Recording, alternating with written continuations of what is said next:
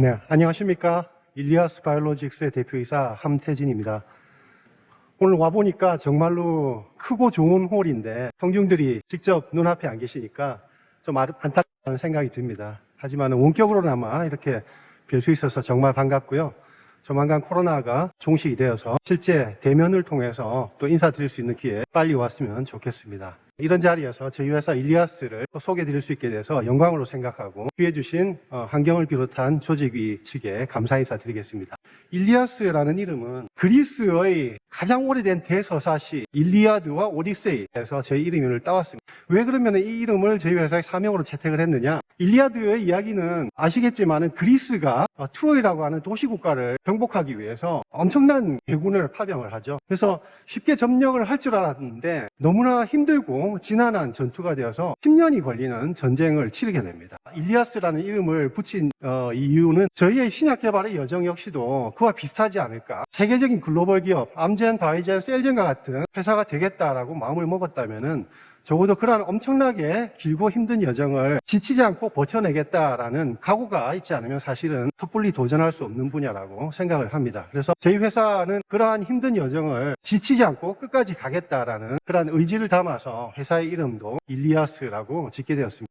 저희 회사가 지금 중점적으로 연구하고 있는 분야가 바로 엑소좀이라는 분야인데요. 우리 몸에는 엄청나게 많은 세포들이 있죠. 이 세포들이 매일매일 뿜어내고 있는 하나의 작은 봉투 같은 것이 있다라고 이해하시면 제일 쉬울 것 같아요. 우리 몸의 세포 크기를 여기에 슬라이드에 보시는 것처럼 만약에 하나 열기구 정도의 크기라고 상상을 한다면 여기에서 뿜어져 나오는 엑소좀의 크기는 저 자그마한 꼬마의 손에 들려있는 하나의 고무풍선 정도의 크기다, 이렇게 보실 수 있겠습니다. 이 엑소좀이 처음 발견된 것은 지금부터 약 30년 전, 꽤 오래된 일입니다. 처음에 이 엑소좀을 발견했던 과학자들은 이 엑소좀이 아마도 세포 안에서 별로 쓸모가 없어진 어떤 생리활성 물질들을 세포 밖으로 갖다 버릴 때 쓰는 하나의 쓰레기 봉투 같은 것이 아닐까, 이렇게들 이해를 했었다고 합니다. 그러다가 지난 한 10여 년 사이에 이 엑소좀의 정말로 진짜 역할이 무엇인지에 대해서 점차 규명이 되기 시작했는데, 엑소좀은 세포가 노폐물을 내다버리는 쓰레기 봉투가 아니라 오히려 세포가 다른 세포와 의사소통을 하기 위해서 사용하는 하나의 일종의 택배 상자 같은 역할을 한다라는 것을 알게 되었습니다. 즉, 세포가 다른 세포에 어떤 메시지를 전달하려고 할 때 이 엑소좀에 그 메시지를 담아서 세포 밖으로 내보내면 다른 세포는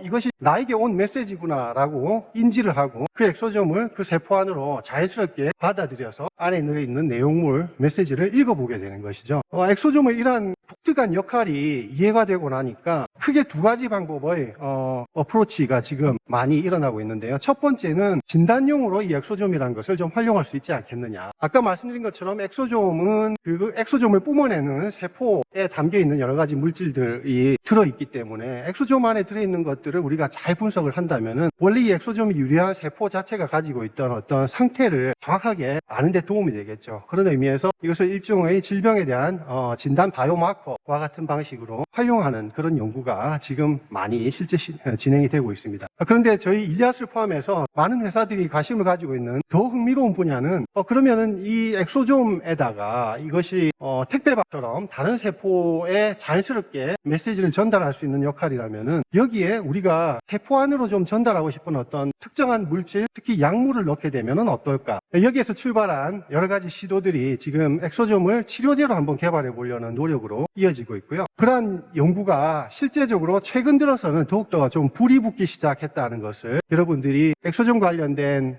뉴스들을 최근에 보시면은 알 수 있습니다. 여기 제가 몇 가지 최근에 일어났던 글로벌 회사들 사이의 딜을 보여드리고 있는데요. 잘 아시는 일라일리나 다케다와 같은 세계적인 큰 제약회사들이 엑소좀을 전문으로 하는 작은 회사들과 최근 1, 2년 사이에 많은 수의 공동 연구 계약을 체결하기 시작한 것을 보실 수 있습니다. 이제는 이것이 정말로 새로운 약이 될 수 있는 때가 왔구나라고 인지를 하고 제약회사들도 늦기 전에 직접 발을 담그는 것이라고 보실 수 있고요. 저희를 포함해서 또 엑소좀을 하고 있는 회사들이 이 엑소좀이 지금은 아직까지 하나의 가능성이지만은 조만간 실제적으로 약으로 개발되고 그래서 이전에는 세상에 없던 그런 새로운 하나의 모델리티가 탄생하는 그런 때가 곧 있을 것이다 라고 말씀드릴 수 있겠습니다. 자, 그러면 지금부터 저희 일리아스가 개발하고 있는 엑소좀 기술이 그러면 과연 다른 엑소좀 개발 회사들의 기술과 기술과 어떻게 다른지에 대해서 좀 설명을 드리도록 하겠습니다. 여기 보시면은 엑소좀을 약으로 개발하는데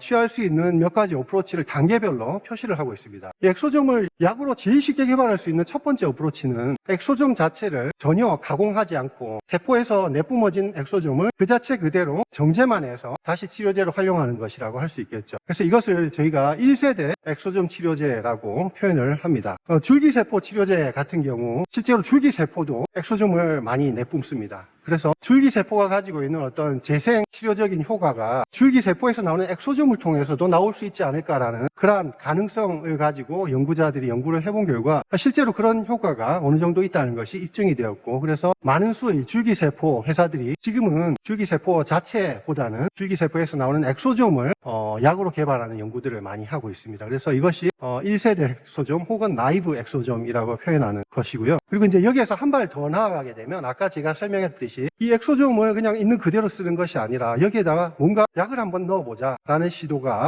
그 다음 단계라고 볼 수 있겠습니다. 근데 이제 여기에 어떤 약을 싣느냐에 따라서 이 엑소좀이 어떤 치료제가 될 것인가의 가능성이 무궁무진하겠죠. 기술적으로 가장 쉽게 접근할 수 있는 것은 여기에 작은 사이즈의 약물을 탑재하는 것입니다. 그래서 우리가 흔히 화학적 합성을 통해서 만든 의약품을 스몰 몰리큘이라고 부르는데, 말 그대로 이제 분자량이 적다는 뜻이죠. 그래서 이런 작은 합성 화학물을 엑소좀 안에 넣는 시도들이 많이 일어나고 있고, 이것은 기술적으로 그렇게 어려운 일은 아닙니다. 엑소좀에다가 실제로 넣고자 하는 약품을 같이 두고 어떤 물리적인 혹은 전기적인 자극 같은 것을 주게 되면은 순간적으로 이 작은 물질이 엑소좀 안으로 들어갈 수가 있기 때문에 이것을 다이렉트 로딩이라고 부르고, 이런 방식으로 개발되는 엑소좀 의약품을 저희가 2세대 엑소좀이라고 부르고 있습니다. 자, 그러면 이제 그 다음 단계 3세대, 4세대로 갈수록 기술적으로 더 어려워지겠죠. 3세대 엑소좀부터는 이제 스몰 몰리큘이 아니라 스몰 몰리큘에 대비되는 개념으로 저희가 단백질과 같은 큰 약물을 라지 몰리큘이라고 흔히 부르죠. 그래서 이런 큰 분자량을 가진 약물들을 엑소좀에 탑재하는 그런 연구들을 하고 있는데요. 일례로 앞서 언급했던 저희의 경쟁사 미국에 있는 코디악이라든가 영국에 있는 에복스 같은 회사들이 실제 개발하고 있는 엑소좀을 보시게 되면 여기 3세대 엑소좀으로 표시한 것처럼 단백질 약품이 엑소좀 안에 실제로 들어갑니다. 들어가긴 들어가는데 그들의 기술을 활용했을 때는 단백질이 엑소좀 안에서 엑소좀의 막에 단단하게 고정이 된 형태로 들어가게 되어 있습니다. 그래서 이런 식으로 단백질을 엑소좀에 넣게 되면 발생할 수 있는 일은 이 엑소좀이 우리가 타겟으로 하는 세포 안으로 들어갔을 때 정말로 원하는 약효가 나기 위해서는 단백질이 엑소좀으로부터 자연스럽게 해리가 되어서 우리가 타겟으로 하는 세포 안의 바이오몰리큘과 직접적인 인터랙션이 일어나야지 그제서야 약효가 나는 것인데요. 지금처럼 이렇게 단백질이 엑소좀 막에 단단하게 고정이 되어 있으면은 그런 약효를 내기가 쉽지가 않겠죠. 그래서 이런 허들을 극복하는 것이 사실은 엑소좀을 단백질 딜리버리 툴로 개발하는데 가장 궁극적인 그리고 가장 어려운 기술적인 허들이라고 볼 수 있고, 이것을 극복한 것이 바로 저희 일리아스 바이오로직스의 4세대 엑소좀 기술인 엑스플로어 기술이라고 말씀드릴 수 있겠습니다. 그래서 저희가 개발한 이 플랫폼 기술을 활용해서 단백질을 로딩한 결과 단백질이 엑소좀 안에 탑재가 될 뿐만 아니라 이것이 엑소좀 막에 고정이 되는 것이 아니라 자유롭게 둥둥 떠다니는 형태로 프리폼 형태로 로딩이 되기 때문에 저희가 이 기술의 차이에 대해서 설명을 할 때 한 가지 비유를 종종 들고 나는데요. 예를 들면 여러분들 폭탄에 싣고 가는 폭격기를 한번 떠올려 보십시오. 저희가 이 엑소좀 안에 싣는 단백질 약물을 하나의 폭탄이라고 생각을 하고 엑소좀 자체가 이 폭탄을 싣고 가는 폭격기라고 했을 때 폭탄을 싣고 폭격기가 우리가 타겟을 하는 세포 안으로 간 다음에 폭탄을 사실은 이제 떨어뜨려야지 되는 것이죠. 그런데 지금 3세대 기술로는 폭탄을 싣고는 갈 수는 있지만은 정작 목적지에서 폭탄을 떨어뜨리지 못하고 고공비행만 하다가 위협만 하다가 돌아오는 그런 형태라고 보실 수 있는 반면에 저희의 4세대 엑소좀 기술을 이용을 했을 때는 실제로 약물을 원하는 목적지에서 투하까지 할 수 있는 그러한 기술이라고 보시면 되겠습니다. 이 기술은 이미 2016년에 저희가 논문을 통해서도 공개를 한 바 있습니다. 2016년에 저명한 과학지 네이처 커뮤니케이션스에 저희가 이 기술에 대해서 처음으로 공개를 하였고, 이 논문은 사실 엑소좀 업계에서는 이제 거의 전설 같은 논문이 되었다라고 말씀드릴 수 있습니다. 이 논문이 발표된 이후로 지금까지 현재 누적으로 150여 회 이상이 인용이 될 만큼 정말로 엑소좀을 한다 하는 사람들은 모두가 참고하는 논문이 되어 있고요. 그리고 이 논문에 기반을 둔 저희의 특허 역시도 이미 출원이 되어서 미국과 한국에서는 특허 등록까지도 이미 마무리가 되어 있는 상태입니다. 자, 그래서 저희는 이제 이 엑스플로어를 가지고 회사를 창업을 했고, 이 엑스플로어 기술로 어떻게 하면은 비즈니스로 연결을 할 수 있을까를 고민을 하고 있는 단계인데요. 저희가 하고 있는 어프로치는 크게 두 가지가 있습니다. 하나는 저희의 자체적인 파이프라인을 개발해서 이것을 임상 단계 정도까지 끌고 가는, 그 이후에 라이센스 아웃하는 방법이 하나가 있을 것이고, 또 하나는 아까 먼저 보여드렸던 타케다나 릴리와 같은 글로벌 회사들이 저희의 경쟁사화하고 있듯이 전임상 단계에서부터 타겟을 발굴하는 단계에서부터 같이 공동 연구를 하는 그러한 어프로치도 할 수 있는데, 저희가 현재 두 가지 모두 주안점을 두고 지금 진행을 하고 있습니다.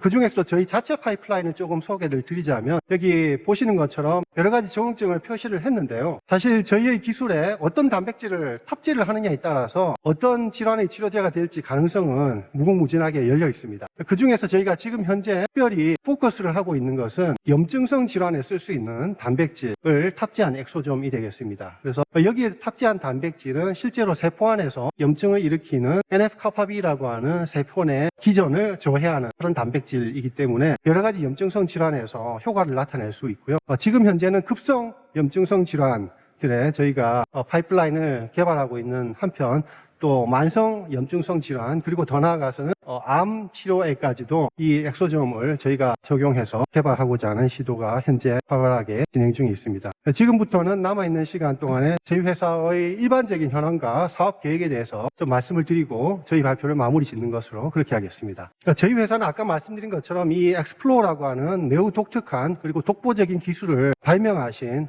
최철희 대표님이 카이스트에서 교원 창업으로 2015년에 처음 설립이 된 회사이고요. 그 이후에 2018년에 저희가 1차 기관 투자를 약 183억 원, 그리고 올 하반기 2020년에 2차 기관 투자 240억 원, 그래서 총 약 500억 원의 투자를 유치를 해서 회사가 현재 목표들을 진행을 하고 있고요.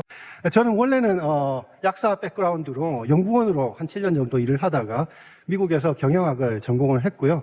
그리고 아까 말씀드렸듯이 일라이 릴리라는 글로벌 빅파마, 그리고 셀진이라는 글로벌 빅바이오텍 두 곳에서 20여 년 가까이 경력을 쌓아왔고 대표이사로 일을 하고 있습니다. 그리고 저와 함께 또 한 분의 경영진만 더 소개를 드리자면, 저희 박준태 CTO가 계십니다. 이분은 미국 FDA에서 직접 심사관으로 10년 넘게 일을 하셨던 한국인이십니다. 그래서 한국인이 그런 경험을 갖고 계신 분들이 참 귀하고 흔하지가 않은데, 이분을 저희가 모실 수 있었고, 그래서 지금 현재 저희 회사에서 CMC 그리고 공정개발 관련된 부분을 박준태 CTO께서 총괄해주고 계십니다.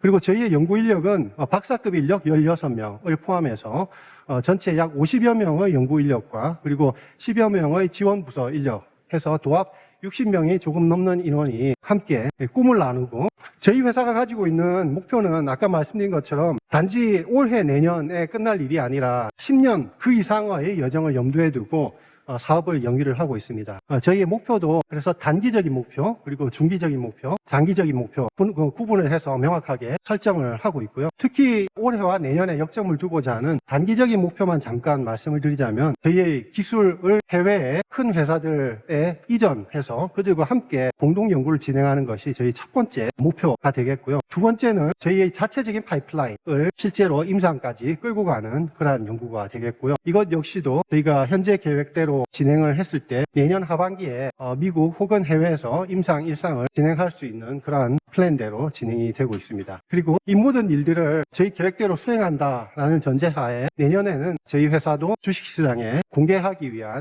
기술 평가와 여러 가지 준비 작업을 마무리 짓겠다는 목표를 가지고 현재 일하고 있습니다. 네, 여기까지가 제가 준비한 슬라이드고요. 아까 말씀드렸던 것처럼 저희 일리아스를 포함해서 오늘 이 자리에서 발표하게 되는 많은 참여 기업들, 이 중에서 분명히 언젠가는 세계를 선도하는 회사들이 나오리라고 생각을 합니다. 그렇게 될 수 있기를 저도 기원하고 있고요.